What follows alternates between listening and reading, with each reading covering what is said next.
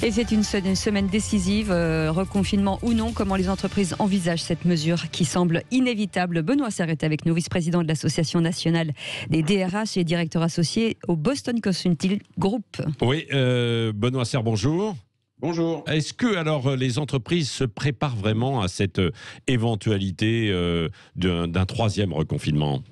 Bon, à très court terme, elle se prépare déjà à l'évolution, semble-t-il, du protocole sanitaire. Vous avez vu que le secrétaire d'État à la santé et aux retraites, là, Laurent Pietraszewski, a évoqué l'idée que la distanciation sociale passerait de 1 à 2 mètres. Ça a l'air secondaire. En fait, ça perturbe les organisations des entreprises parce que ça signifie encore changer la configuration des bureaux.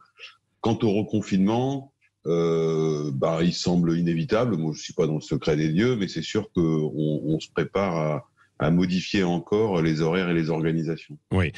Déjà, dans les entreprises, on a du recul maintenant, de l'expérience sur le télétravail, sur la mise en place. Ça peut aller assez vite pour se reconfiner. Alors, pour le télétravail, on est resté à peu près dans la situation depuis octobre. Donc, c'est-à-dire qu'on n'est pas au maximum, mais presque en termes de jours de télétravail, si vous voulez. Oui. Donc,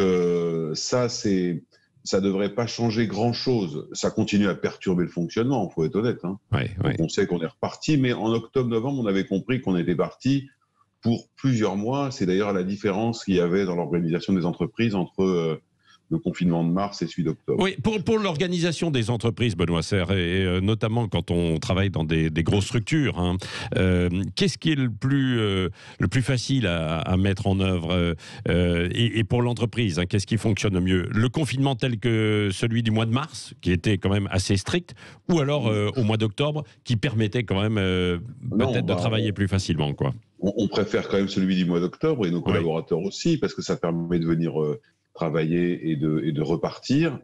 C'est vrai que d'une certaine manière, le couvre-feu à 18h, il peut par moment être encore plus perturbant que le confinement, en fait. Oui. Parce que ça vous force à changer les horaires, alors qu'en période de confinement, si vous avez une autorisation, on peut imaginer des horaires à peu près normaux. Oui. Donc ça, c'est la première chose.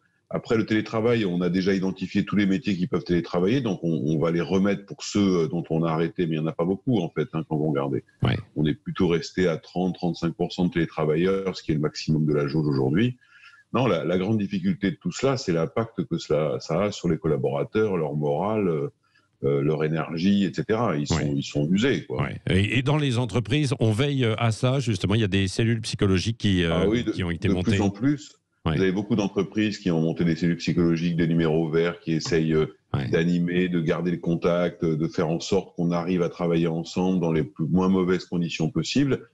Mais très sincèrement, au niveau de la NDRH, on observe quand même une baisse de morale assez considérable. Les gens sont littéralement épuisés par ces stop and go. Il ne s'agit pas de contester le bien fondé. Moi, j'en sais rien, je suis pas médecin, mais je dis que l'impact économique, il est déjà là, on le sent et on le voit.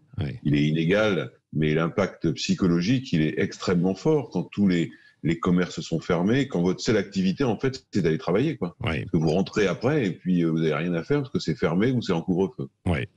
Voilà, absolument. Merci Benoît Serre. On va suivre ça, l'évolution dans la semaine. Vice-président de l'Association nationale des DRH, vous étiez avec nous ce matin sur Sud Radio.